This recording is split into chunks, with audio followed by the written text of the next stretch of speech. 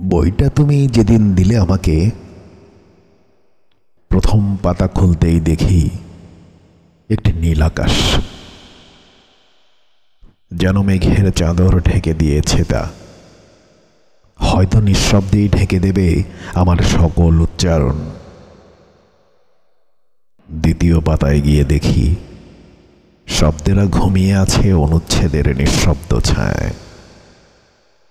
তারা মাথার নিচে রেখে দিয়েছিল এক স্বপ্ন, যার ভাষা আমি জানতাম না। তৃতীয় পাতায় চোখ বোলাতেই পৃষ্ঠার গভীর থেকে বেরিয়ে এলো এক মেয়ে। কি অপূর্ব সে! চোখের নিচে যেন ঘুমের ছায়া, উপর ভাগের উদ্দূরের নিত্য আলতো উজ্জ্বলতা, কপালে স্পর্শের নরম চিহ্ন। সে চুপ করে এসে বসেছিল, আমার মনোযোগ শুনছিল নিভৃতে। চতুর্থ পাতায় হঠাৎ দেখি এক বৃদ্ধ কবি বসে আছেন। চোখে অন্ধকার জোছনা, ঠোঁট কাঁপছে থরথর করে।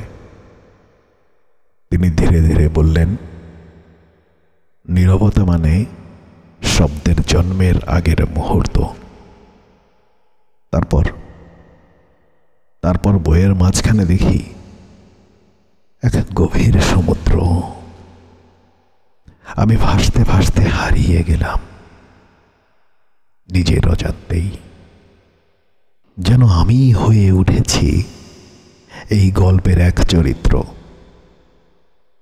শেষ পাতায় কোনো বাক্য ছিল না। হঠাৎ দেখে কেঁপে উঠি, পড়ে যাই স্পর্শের এক আলতো ছোঁয়ায়। আবার জেগে উঠি। সবচেয়ে শেষ পৃষ্ঠায় তোমার অপরূপ হাতের লেখায় লেখা ছিল, ঘুমিয়ে থেকো, আমি পাশে আছি।